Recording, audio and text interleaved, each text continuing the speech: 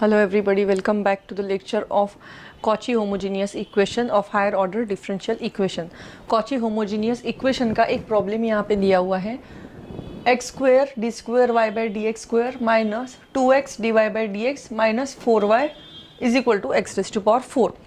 अब इसे पहले हम स्टैंडर्ड फॉर्म में लिख लेते हैं, तो ये हो जाएगा x square D square 2x d minus 4 y is equal to x to the power. So Cauchy homogeneous linear equation में स्टैंडर्ड फॉर्म में लिखते हैं, यानी d y by d x को d लिखते हैं कैपिटल और d square y by d x square को d स्क्वायर लिखते हैं।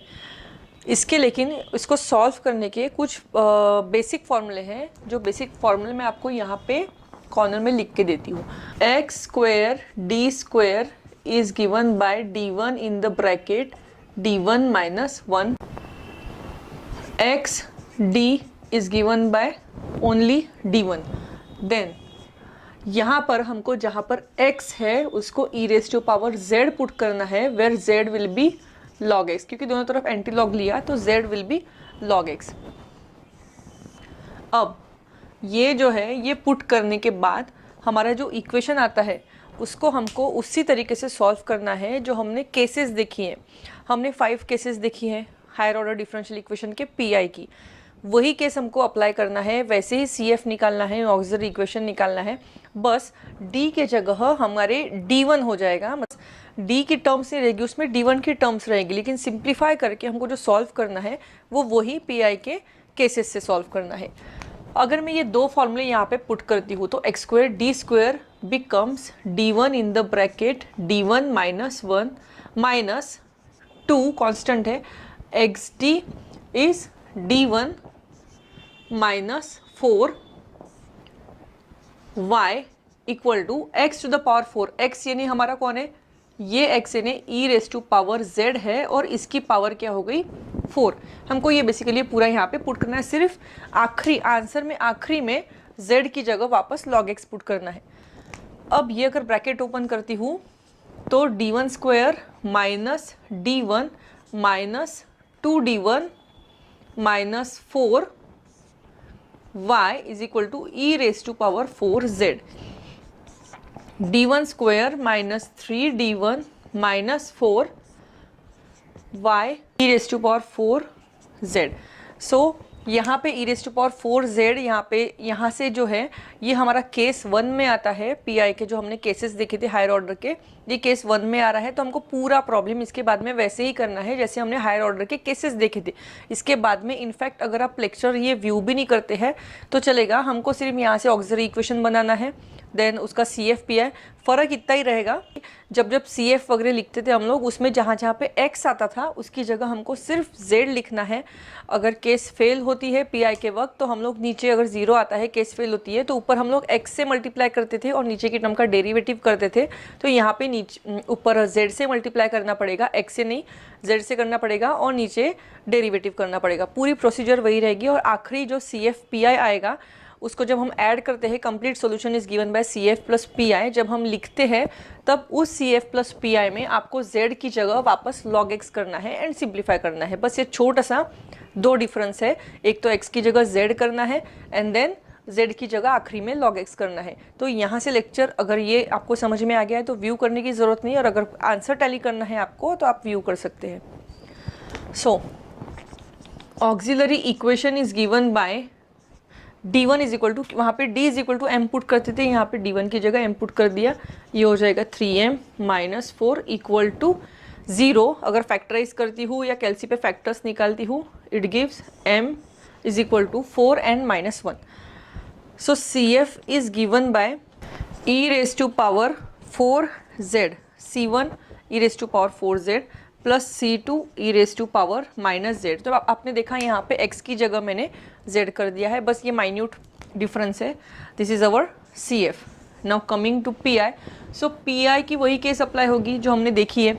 सो P I is equal to, हम लोग इक्वेशन लिखते थे न्यूमरेटर डिनोमिनेटर में ये d1 स्क्वायर जो हमारा आया है वो राइट हैंड साइड लिखते थे, और एक्सपोनेंशियल की केस में हम लोग क्या करते थे, जहाँ पे d1 है वहाँ पे हमको 4 पुट करना है। यहाँ पे मैं पुट करती हूँ तो ये हो जाएगा 4 स्क्वायर 16 माइनस 4 इंटू 3 12 माइनस 4, लेकिन ये आ गया 0, तो यहाँ पे हो गई केस फेल। जब केस फेल होती है हम लोग ऊपर x से मल्टीप्लाई करते थे और नीचे d का derivative with respect to d हम लोग डेरिवेटिव करते थे। यहाँ पे हमारे पी में x की जगह हम लोग करेंगे z से मल्टीप्लाई एंड d1 से with respect to d1 derivative. So d1 square का डेरिवेटिव 2d1 माइनस 3d1 का derivative minus 3 e raise to power 4z। Again substituting d1 की जगह पे 4, सो वी गेट 4 टू ज़ा 8 माइनस 3, यानी कि मुझे मिल गया 5। अब यहाँ पे 0 नहीं आया तो ये हमारा रहेगा फाइनल आंसर। अब CF और PI तो मुझे मिल गए, मैं पहले कंप्लीट सॉल्यूशन लिखूंगी CF plus PI। Now CF की जगह पे मैंने बताया था Z की जगह वापस log x पुट करना है, तो हमारा CF जो आया है C1 e raise to power 4 और Z की जगह हो गया log x plus C2 e की जगह पे माइनस log x प्लस और PI हमारा आया है Z, यानी कि Z यानी log x upon 5 e to the power 4 log x। अब log की प्रॉपर्टी क्या होती है, m log n is equal to log m to the power m।